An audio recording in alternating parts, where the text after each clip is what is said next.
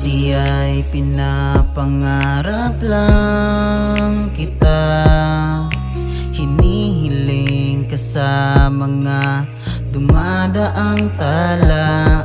Kaso paano kung ako sa'yo'y nahihiya? Ano pang pwedeng magawa? Ayoko nang ika'y mawala. Pero di ko akalain na may pagtingin ka rin sa'kin. Lalo pa akong nahumaling sa tuwing sa'kin nakatitig ka. Kung sakaling papalarin na ika'y magiging akin, di na kita sasayangin, mahal, makakaasa ka. Mula na nung maging akin ka, naranasan ko sa iyong muling pagiging masaya.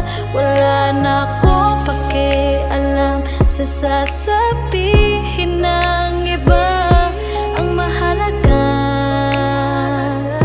bagong naging akin ka, ay minahal na kita. Oo, minahal na kita nung panahon na di pa masyado kitang kilala, sa dahil lang iba ka.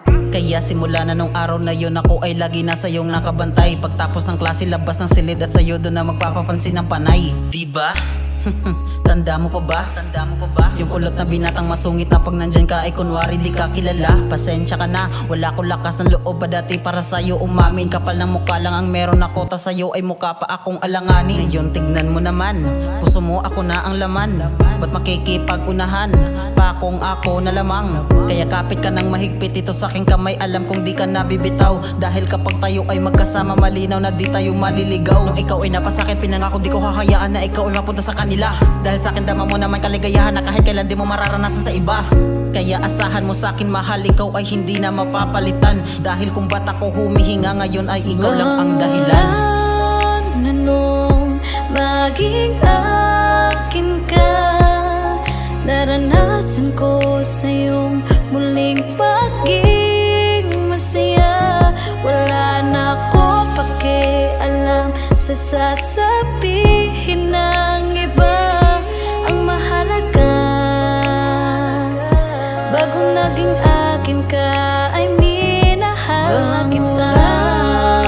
Nung maging akin ka, naranasan ko sa iyong muling pagiging masaya. Wala na akong pakialam sa sasabihin ng iba. Ang mahalaga,